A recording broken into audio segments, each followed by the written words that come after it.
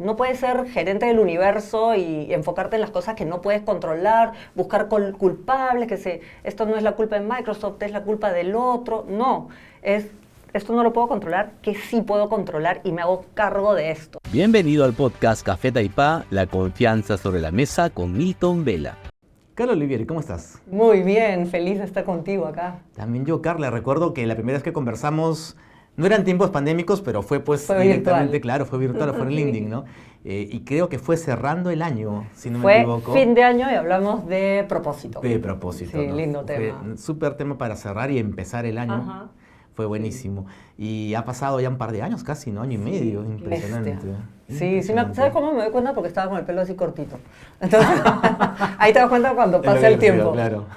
Sí. No, buenísimo. Y realmente, de hecho, hemos seguido la comunicación, he seguido todo el trabajo y toda la comunicación y videos que haces. Y justamente dentro del café estábamos viendo, ¿no? El siguiente invitado o invitada para el podcast y hubo un video hace 2 o 3 meses en contextos de complejos políticamente, ¿no? El tema directamente de SUNEDU y todo el problema que está habiendo a nivel de esta ruptura de la reforma educativa, ¿no? Sí. Y entonces, claro, de hecho en el café seguimos mucho a los directivos y directivas que se vayan manifestando en estos momentos complejos. Y habían grillos, pues, o sea, es que nadie en las redes, ya, entiendo que no Twitter o X porque es un poco complejo, pero al menos LinkedIn, ¿no? Muy pocos ejemplos, pero en video ya era mucho pedir, ninguno, ¿no? Y aparece tu video, ¿no? Pero súper firme, además a tiempo, en el mismo, creo que fue en la propuesta de ley el día anterior o en la mañana. Fue ese día. Y tú ya estabas ahí. Lo leí y dije, no lo podía creer. O sea, en ese momento creo que fue, porque han habido varios, ese fue el que creo que le cortaron la licencia para la educación virtual, 100% virtual. 100% virtual, ese fue el primero, claro. Pero luego, el tema de la licencia permanente... También, la licencia, eso es peor. Peor, Dios mío, es un Claro. patadón así a la educación, a la calidad, terrible, ¿no? No pueden darle licenciamiento permanente a las universidades que no están acreditadas. No, y se acabó tu capacidad de mejora constante y tal. Y justamente ese video es el que nos llamó a conversar contigo. El tema del liderazgo es inherente a ti, o sea, y eso es súper importante, y eres una líder, pero que una líder toque un tema así, directamente, abiertamente, en sus canales de siempre, no es tan sencillo, no es tan fácil, No. Y es muy necesario, súper necesario. ¿No? Y en verdad no es nada fácil levantar la mano y poner algún tema en agenda o ponerte algún tema de la agenda de otros. No es nada sencillo porque automáticamente pues tienen el ejército de haters y trolls y te atacan por 100 lados, pero hay que hacerlo. Hay que hacerlo porque si uno no lo hace, le dejamos el escenario libre a todas las personas que quieren imponer su agenda o sus propios intereses.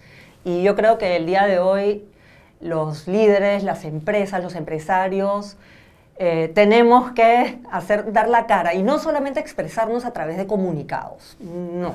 Sí, muy bien.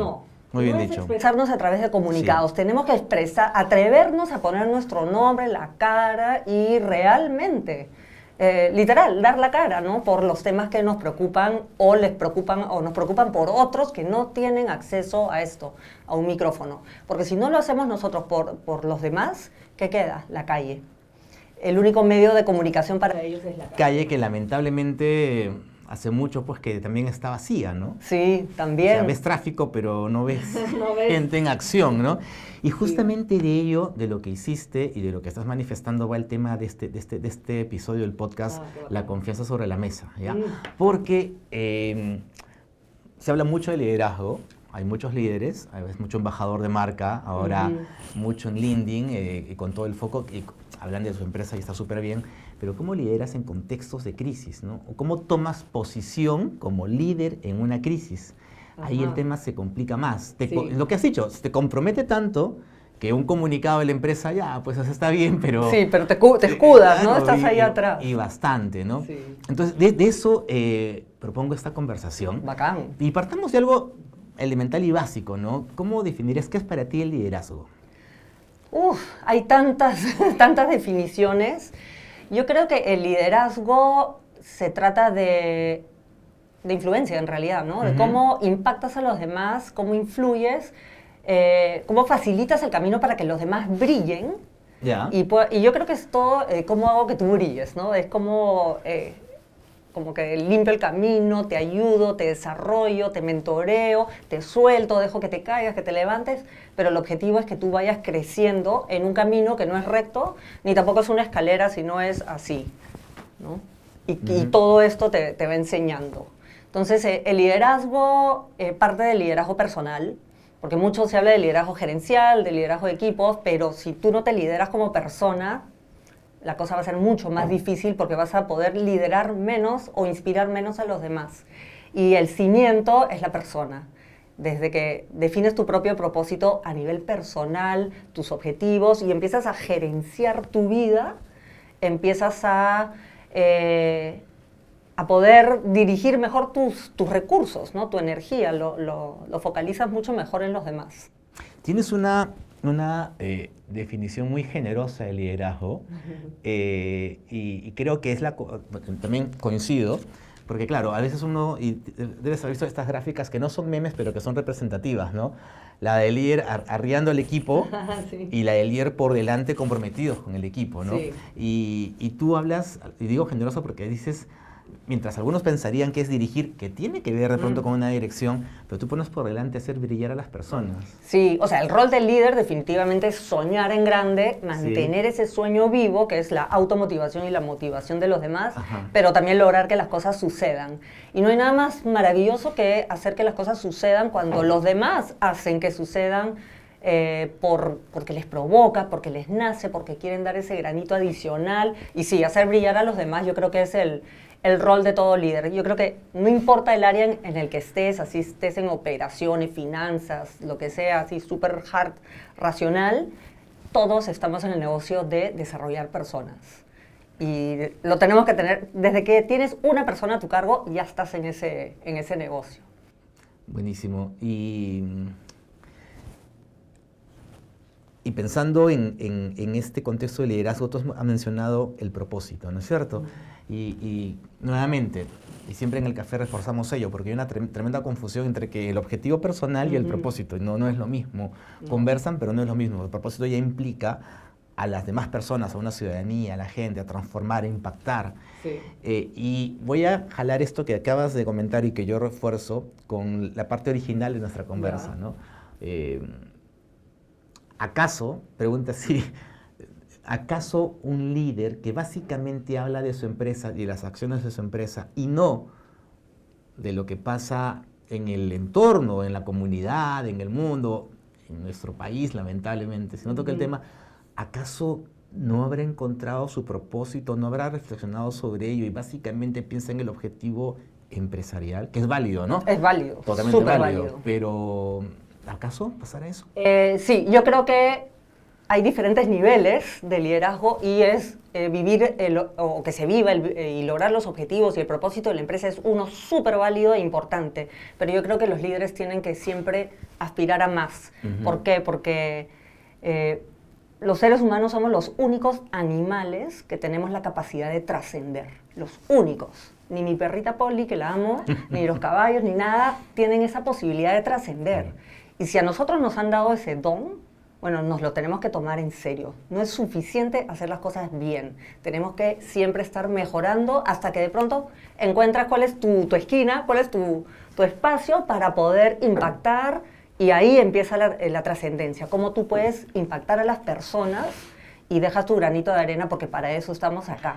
Entonces, en el caso empresarial, maravilloso, cumplí con los propósitos hay muchos que son lindísimos y emocionantes, pero la persona tiene que siempre trabajar en suyo a nivel personal. Hacer que haya química con el de la organización. Si no hay química, no debería uno trabajar ahí, porque estás haciéndolo por billete y punto. Tiene que haber química, pero siempre apostar por tu propio propósito. Y cuando ya no te mueve, buscas uno nuevo. Y toma tiempo porque te tienes que conocer, implica que tú te escarbes por dentro, pero el líder tiene que conocerse súper bien, porque sus decisiones impactan el negocio, impactan a todas las personas que viven del negocio y por supuesto los usuarios, su familia y a su vida, ¿no? Entonces, el autoconocimiento es parte de la responsabilidad del líder. Muy necesario. Y cuando hablas de trascender y retrocedemos, estamos en 2024, ¿no? Para quienes nos escuchen en el 2026, era 2024. Y, y si hablamos de trascender y retrocedemos casi 4 años, tiempos de pandemia, tiempos en los que las empresas, primero, la mayoría paralizadas, cerradas, bastante complicadas, y donde muchas se dieron cuenta, y sobre todo los directivos, que en ese silencio, en ese freno comercial, tenían que seguir existiendo, tenían que seguir manifestándose de pronto en pro de los trabajadores, justamente en pro de la comunidad, de un país, de la ciudadanía. ¿Crees tú que el contexto de COVID para los líderes en general fue una oportunidad de meditación o de reflexión que te planteaba, para quienes no, la importancia de trascender en ese contexto? Sí, yo creo que totalmente. Yo creo que fue un momento disruptivo en el mundo espiritual, en el mundo de la reflexión, porque nos obligó a pensar. Primero tenías que salvar tu empresa, salvar a tu familia, ¿no? Reorganizar tu vida, y en ese proceso empezamos a valorar las cosas con otro lente, ¿no? Empezamos a salir de la miopía del día a día, de las cosas por las que peleamos todos los días, y empezamos a valorar otras dimensiones, pero no solamente a valorar, sino empezamos a agradecer. Y el agradecimiento, que es algo que uno debe hacer, yo creo que es mucho más que solamente dar las gracias. El poder del agradecimiento es que te focaliza en lo que ya tienes alrededor tuyo, lo que ya está acá. Te saca del modo, ojalá, si tuviera, si yo fuese, si no es, tengo esto y funciona. Entonces empezamos a ver eso, ¿no? La suerte que tenemos, agradecer lo que ya tengo, lo que ya soy, porque hay que agradecerse también, y empezamos a ver cómo poder ayudar a los demás. Me encantó la movilización que hubo de las personas por tratar de ayudar, oxígeno, las empresas, impresionante todo lo que hicieron, porque hicieron lo que el gobierno no hacía en ese momento, empezaron a moverse, a morir, porque salió ese lado humano bien rico, ¿no? Incluyendo de los líderes empresariales también, ¿no? Sí, fue maravilloso. Fueron los más conscientes de lo que estaba sucediendo. Sobre todo en el tema oxígeno, tratar de ayudar la parte los primeros de salud, meses, luego para conseguir vacunas, hubo todo un movimiento y también creo que no solamente durante COVID, yo creo que durante COVID y después de COVID, algunas empresas entraron en la reflexión de, ¿qué hicimos mal? ¿Qué decisiones por el nerviosismo del momento, ¿no? De ir de frente a, ¿cómo se llamaba esto? Suspensión temporal, laboral, ¿no? Muchas empezaron a tomar decisiones muy inmediatas sin reflexionarlo mejor. Y los despidos que hubo al inicio, ¿no? Sí, y ahí es donde uno se da cuenta también dónde están las frasecitas bonitas de la empresa, y cuando lo vives no lo vives, ¿no? Las personas son el centro de la operación, y de pronto lo primero que hacen era despedir a la gente para preservar el evita, ¿no? Claro. Entonces, yo creo que eso tanto a los empresarios como a los mismos colaboradores le abrió los ojos, ¿no? Sí. Ha sido interesante. Sí, y ahí inevitable y positivo a la vez citar el caso que todos conocemos, que se dio el mismísimo día del domingo que el presidente Vizcarra anuncia pues el cierre del país y tal, Rubén Sánchez, ¿no? San Antonio, sí, claro. Que fue una elección, pero el primer día, ¿no? Y claro, con todo un tema de cultura que expresaba ahí. Sí. Xavier Marcet, que es un mentor mío, y creo que mentor del café de alguna manera, porque seguimos mucho lo que él dice, en una entrevista en pandemia, y le hablaban acerca del cambio de liderazgo que la pandemia implicaba, y él hablaba de que sí, que podía cambiar, pero que temía algo, ¿no? La inercia del liderazgo cuando la pandemia termine. Totalmente. Has tocado un tema, pero sí que a mí me choca hasta el día de hoy. Yo no puedo creer que... Lo que pasa es que durante la pandemia escuchabas, ¿cuándo volveremos a la normalidad? Claro. Cuando eso no debería haber sido el foco de la conversación, sino es qué cosa estoy recogiendo yo de lo que estoy viviendo esta pandemia, que ya comprobé que funciona, y empiezo a rediseñar, a hacer una nueva arquitectura de cómo se trabaja, cómo los colegios, cómo se hacen tareas, los horarios, y no, volvimos, o sea, es zona de confort, ¡fum!, nuevamente. Y sí, para mí eso fue todo un tema, y he escrito bastante sobre eso. Y es global, no solo en el Perú. Totalmente, ¿no? ¿Y qué sucede? Porque justo he escrito, no me acuerdo si mañana, hoy día, o uno de estos días en LinkedIn voy a poner, sale una publicación mía sobre qué tanto conocemos a los colaboradores. Porque, claro, tú le preguntas a cualquier persona de cualquier área de la empresa quiénes son los clientes de tu marca y te van a decir, son así, así, claro. así, porque invertimos toneladas de recursos en conocerlos, lo cual está súper bien. Pero los colaboradores los conocemos a través de encuestas de clima, NPS, conversaciones, feedback, pero no sabemos realmente lo que quiere la gente. Sí. Entonces, sí, no hay nada como volver al mundo presencial, las reuniones presenciales, no sé qué. Lo escuchas a nivel gerencial, porque su vida son reuniones, son reuniones. Mientras que alguien que está sentado en su cubículo puede trabajar sentado en un árbol, en su casita del árbol, y es lo mismo. Entonces, la presencialidad no necesariamente le añade valor. Entonces, yo creo que hemos debido meterle un poco más de creatividad a la hacer una nueva arquitectura del trabajo. Total. Combinando, ¿no? el tema presencial, en qué momento sí añade valor para que haya ese contacto humano, ¿no? El equipo, etcétera, pero no los martes y jueves, lunes y miércoles. Yo no creo en eso. Claro. Debe ser más líquido todo.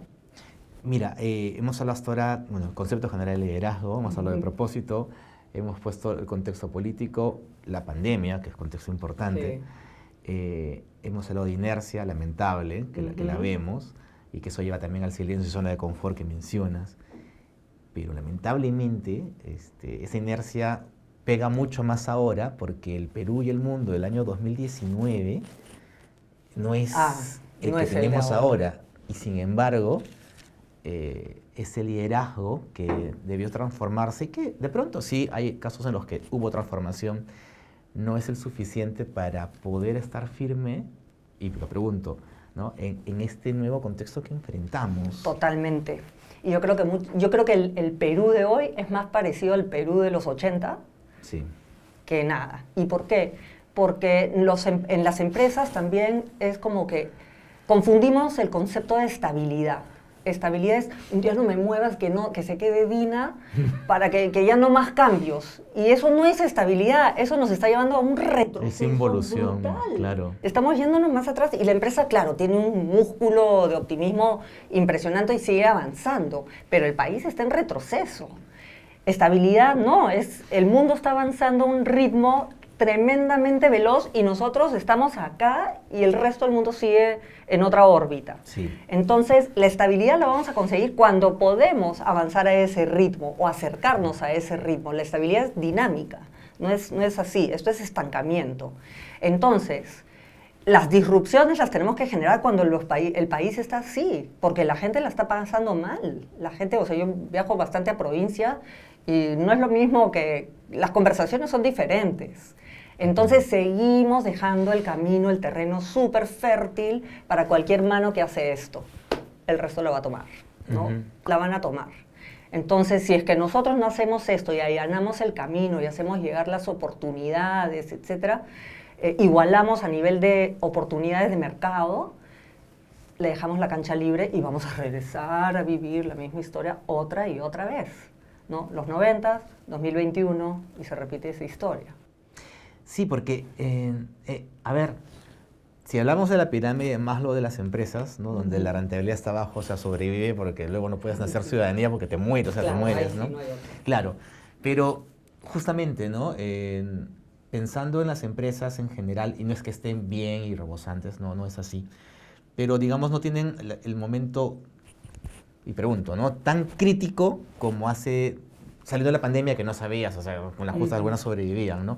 Ahora ¿será eso todavía crítico? Corrijo la pregunta, ¿será todavía crítico de tal manera que los directivos prefieren no tomar una posición? O, teniendo eso más o menos que gestionado, hay una zona de confort de, digamos, no sé, tranquilidad personal tal vez, que les lleva a no tomar posición en un contexto como el que vivimos ahora, ¿no? Sí, yo creo que además de la zona de confort, yo creo que hay un componente diferente y hasta más difícil de manejar. El concepto de costo de oportunidad en economía, ¿no? Que si yo tengo 5 soles y me compro una manzana y ya no me puedo comprar la pera, pues lo gasté acá, ¿no? El costo de oportunidad.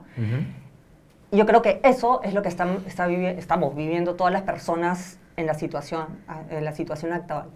participar activamente en política, no directamente postular a una posición, porque tú participas en política simplemente dando, o sea, como Juan Stossel, ¿no? Juan Stossel es para mí Superman de los empresarios, porque él va en contra de esto, súper claro, directo, fuerte, alza la voz, defiende a los artesanos, a las personas que no tienen el micrófono enfrente. Y lo que sucede con muchos empresarios es que el costo de oportunidad de hacer eso, de estar en vitrina, es altísimo, es súper alto, porque te van a atacar, atacan tu familia, yo ya lo he vivido. Sí, total. Por Hernando, atacan, peligra tu trabajo, que también lo viví, en fin. Hay muchas cosas que pierdes por alzar la voz, muchísimo. Pero ¿qué sucede? ¿Quiénes sí alzan la voz? ¿Quiénes sí participan activamente en política? Quienes tienen un costo de oportunidad bajísimo. Claro. Los que no tienen nada que perder y más bien es, la visa para un sueño, ¿no? Totalmente, claro. Entonces estamos, pero sí, dejando la cancha súper libre para eso. Pero ¿cuál es el costo? La pregunta que debemos hacernos es, ¿cuál es el costo de oportunidad de no participar de alguna forma en política? Ahí sí deberíamos quedarnos sin dormir antes de responder esa pregunta. Y sí tenemos que participar. Think tanks, no sé, alzar la voz, participar, no sé, postular a algo. Hay mil formas, gremios. El solo hecho de, mira, gremios, por ejemplo, creo que fue Rubén Sánchez también se manifestó por un tema, creo que fue la aprobación de la oficialización, digamos, de los profesores que habían sido descalificados en la evaluación. Terrible, sí, ahí también hice mi video. Ahí entró todos, ¿no? También Rubén comentó y convocó los gremios. Que es claro, hubo el comunicado, y justamente hablaremos de los comunicados. Los gremios todititos se organizaron. Sí, salieron el comunicado, pero lo hicieron bien, pero claro, luego voces de personas. Mariana Rodríguez también. Mariana siempre y bien, pero es que no se requieren excepciones, ¿no? Se requiere a la gente, bueno, ¿recuerdas ese movimiento de pie que en pandemia sirvió? O sea, de verdad, ¿no?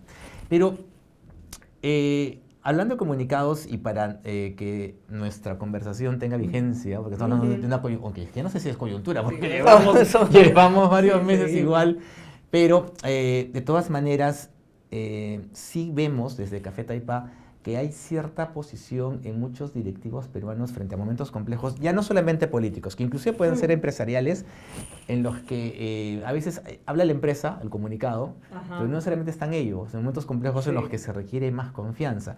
Y justamente en la preentrevista, antes de grabar, me estabas comentando la importancia de la presencia del líder, más allá del comunicado de la empresa, ¿no?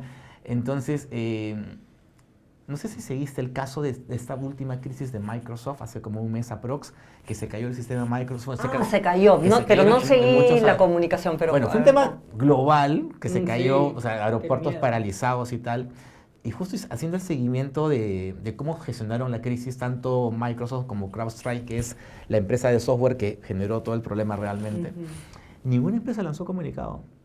Ninguno de sus redes. Quien habló fue el CEO, los dos CEOs. En Twitter, primero en X, luego en LinkedIn, y lo que hacía la empresa era compartir el pronunciamiento del directivo. Y estamos hablando de una crisis, pero monstruosa. Acá estoy yo, el capitán del barco. Claro, ¿no? Y justamente... Eso es ser valiente, ¿no? Pero demostrar compromiso, ¿no? Yo estoy acá dando la cara, no me voy a correr, no voy a mandar a mis abogados. Sí, no, eso es bien importante, da confianza.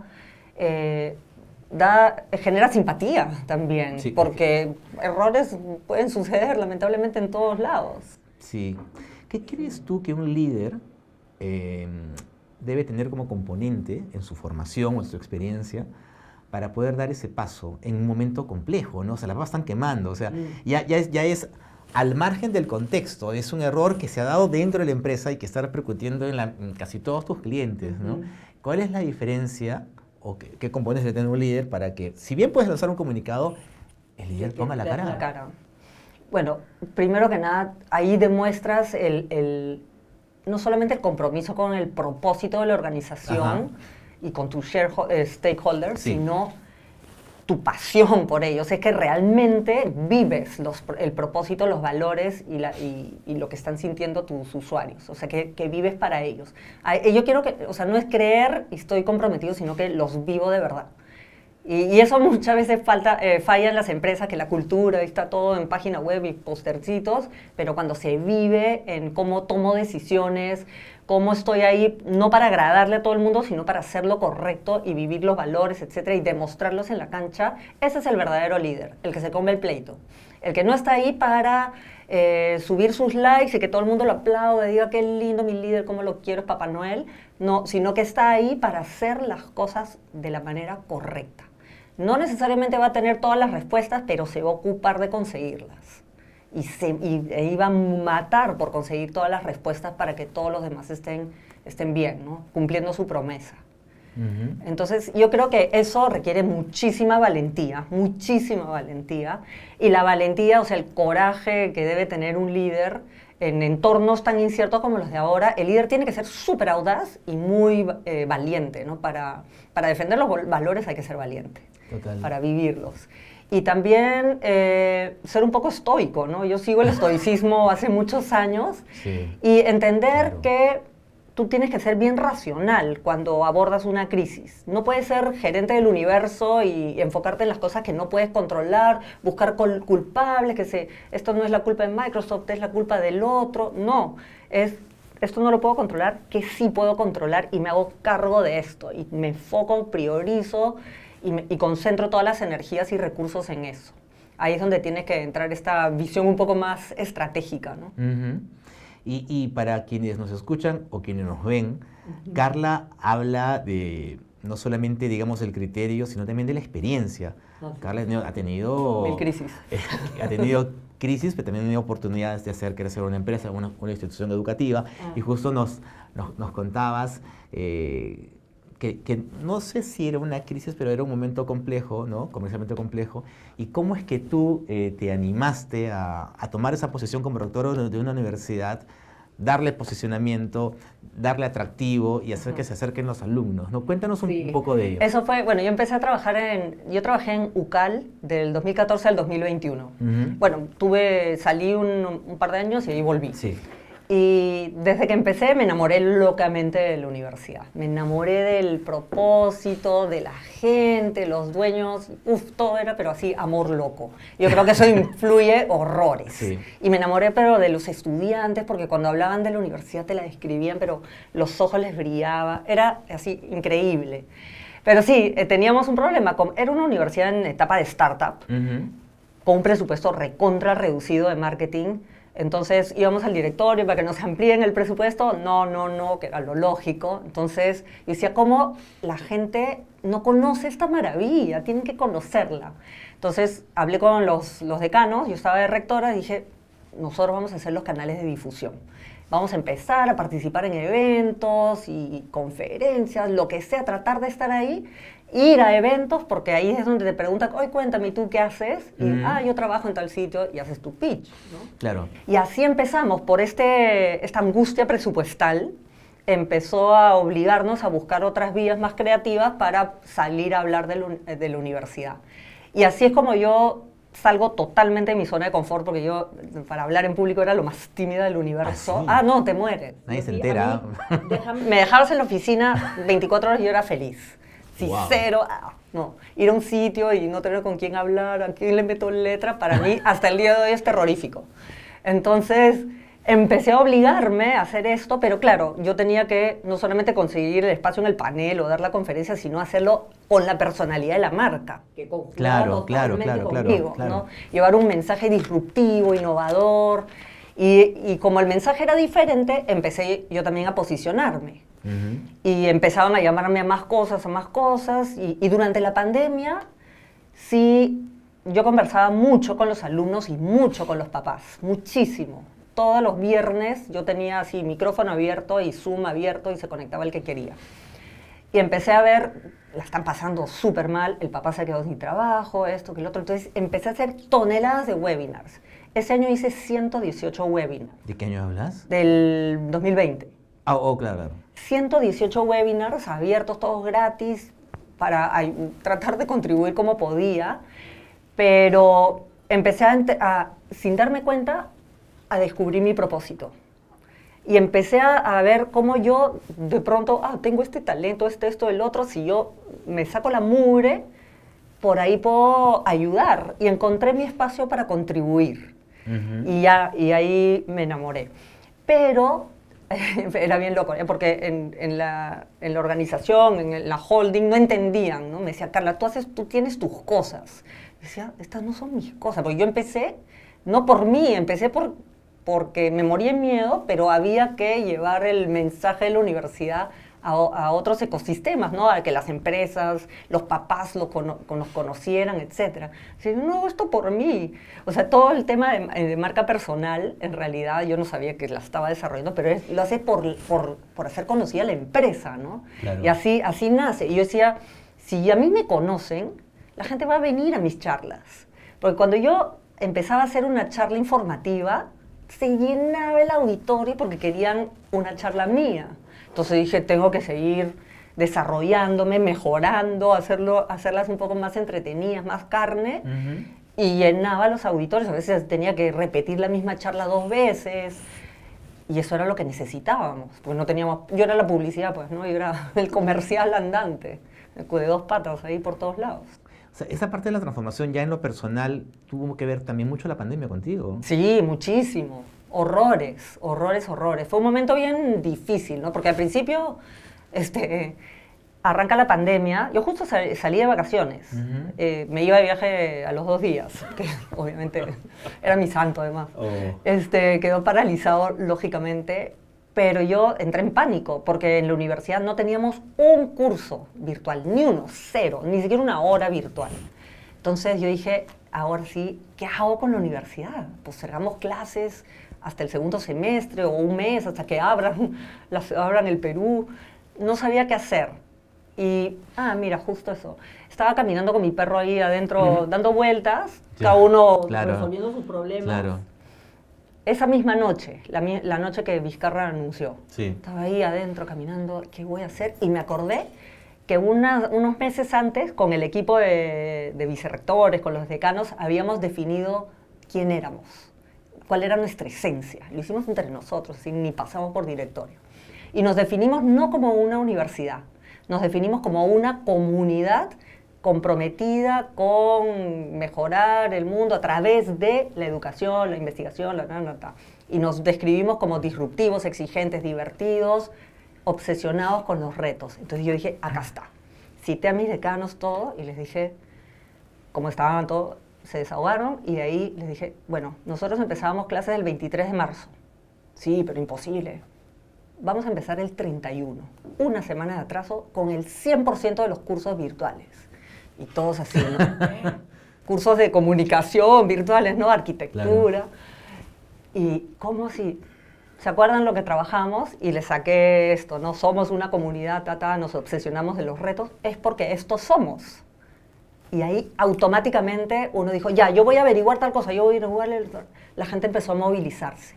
Fue un poco definir quién eres y el propósito, lo que moviliza a la gente. Y ahí lo comprobé, pero en carne propia. Si no hubiese sido por eso, creo que moríamos, porque no teníamos plata para poder virtualizar nada. Y de ahí dijimos, ya, ahora cómo mejoramos la experiencia, y empezamos a inventar un montón de cosas. Fue increíble, increíble. Me acabo de recordar mucho, en algún momento, creo que yo ya había escuchado de ti, pero Pamela Díaz Mentadeis, que la debes conocer. Ah, claro, sí, me entrevistó una vez. Claro, sí. me acuerdo que en pandemia me habló de ti, y yo le dije, sí he escuchado, pero así fue como que te mencionó, ¿no? Y luego corte, y te recuerdo ya en los rankings de... tus rankings, claro. Claro, o sea... Sí, que yo decía que hago acá. Carla está en el top 10 de referentes, no tanto el estudio que hacemos de CEOs, como el estudio que hacemos ya solamente de mujeres directivas, ejecutivas, ¿no? Y claro, hemos visto ahí mira, claro, no, yo no había marcado, yo pensé que era desde antes, pero sí, pues en el 2020 es la primera vez que alguien ya te referenciaba, ¿no? Sí, qué loco. Ese siempre es un indicador. Sí. Para ir terminando, mira, tú has hablado cosas, o sea, acabas de mencionar hace un momento, ¿no? En el caso de tu experiencia directiva, te enamoraste, ¿no? Qué importante, te comprometiste, que parece una relación, es que es una relación, va de personas. Es una relación. Es que y va de personas, o sea, y como consecuencia de ese sentimiento, de esa dedicación y de ese trabajo, obviamente, la universidad en este caso pues tomó fuerza hasta ahora, ¿no? Que sí, está, es linda que la veo avanzando y está fuerte. Pero, mira, o sea, claro, y ojo también importante para los directivos, no solo directivos, y cuando hay directivos pueden ser emprendedores, porque obviamente dirigen sus empresas, ¿no? Lo importante que es no solamente pensar en un contexto, digamos, de crisis social o ciudadana, puede ser un momento de prueba económica, como en tu caso, ¿no? O sea, un momento complejo en el que te requieres promover, y a veces, si bien inclusive podrías contratar a un comunicador, un publicista, el primer comunicador tienes que ser tú. Sí. Pero claro, totalmente. Porque son tiempos de redes sociales en los que tienes esa facilidad, ¿no? Sí. Y Carla, bueno, tiene toda una trayectoria directiva, pero inclusive creo que tienes más seguidores en TikTok que en Instagram. Sí, inclusive, ahí mi cuenta de TikTok ¿no? es totalmente diferente, ¿no? Claro. No, pero sale, hay mucho, igual tú... Tengo una interacción bien alta ahí, de casi 5 millones. Claro, y su capacidad de liderazgo se nota ahí, y claro, llegas a mucha más gente, o sea, llegas a un espectro amplísimo de personas que pueden ser pequeños, empresarios, pymes. Pero en TikTok es bien particular, porque ahí lo hago también como un tema de compromiso, entrega total, ¿no? Sí. Y a mí me llaman la mamá académica.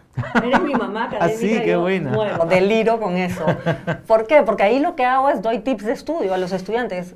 Me jalaron estoy llevando por segunda el curso de mate, ¿cómo hago? ¿Cómo le digo a mis papás que me quiero cambiar de carrera? No me gusta esta carrera porque, no, es tal cosa. Me equivoqué, tengo 40 años y quiero empezar a estudiar. Simplemente agarro ese espacio que está totalmente abandonado de miles de preguntas que tienen los chicos. Miles. Que es nada que ver con mi trabajo, ¿no? Claro, pero claro. De 20 y pico años de haber trabajado en universidades eran los dilemas que yo veía todo el día con los chicos. Entonces trato de ayudar ahí en lo que puedo. Total. Sí. Y cuando pienso en TikTok, ahora último estoy viendo muchos lives en TikTok, pero en la mañana hay de todo, o sea, es que es al azar, ¿no? Pero es alucinante, ¿no? Y a veces veo, lo he mencionado más de una vez, a este panadero, un chico panadero que está con su celular vendiendo pancito y su bocina y pide likes y va conversando con la gente. Es Qué una maravilla. locura, ¿no? Entonces, claro, y tiene un montón de seguidores, hay gente que le sigue, no sé, pues alucinarán con el desayuno, el pan, súper bonito. Entonces, a lo que voy es que el mensaje con el que quiero que cerremos va para directivos, va para CEOs, va para empresarios, va para gente que de pronto está soñando con un emprendimiento y lo va a lograr, pero naturalmente va a tener momentos complejos, ¿no? Sí.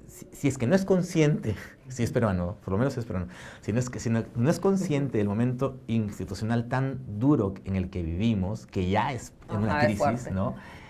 Si tiene la suerte todavía de sentir alguna estabilidad que le permite seguir y no sabe lo que pasa en el macro, que te termina golpeando de todas maneras, y si reaccionas, ojalá estés a tiempo, ¿no?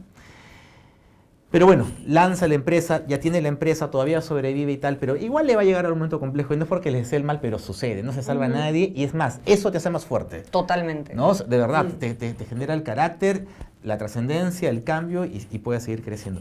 ¿Qué mensaje le darías? ¿Qué mensaje podríamos darle a esta persona que es responsable de una empresa que puede ser unipersonal y que tiene su familia que depende de él, que puede ser 10 personas y o el tiene dueño del 10 banco, familias, es el mismo reto. o el dueño del banco, ¿no? La cabeza funciona igual para el grande o el que recién empieza, tienen las mismas preocupaciones. Primero, un pensamiento estoico. En el obstáculo está el camino. En el obstáculo están las oportunidades de crecer, y justamente son los obstáculos en el camino lo que nos dan esa oportunidad para poder mirar las cosas con perspectiva, como si fuésemos, no sé, un dron mirando lo que me está sucediendo, y ahí está toda la carne que yo necesito para poder escalar. Lo segundo es que no hay nada peor que la estabilidad. No hay nada peor que eso, porque la estabilidad te vuelve comodón. Y cuando te vuelves comodón, es facilísimo quedarte comodón. Más bien, el empresario que comienza y sobre todo el grandote, tienen que buscar los momentos para incomodarse, ser el gerente de la incomodidad todo el tiempo, porque ahí es donde están las oportunidades para poder crecer, como los videojuegos. Me matan al principio, hasta que le agarro la mano, cuando ya lo domino, ¡pum!, me reto, me incomodo. Y ahí, ¿no? Y ahí amplías tu zona de confort. Y solamente ampliando la zona de confort puedes contribuir más, puedes mejorarte.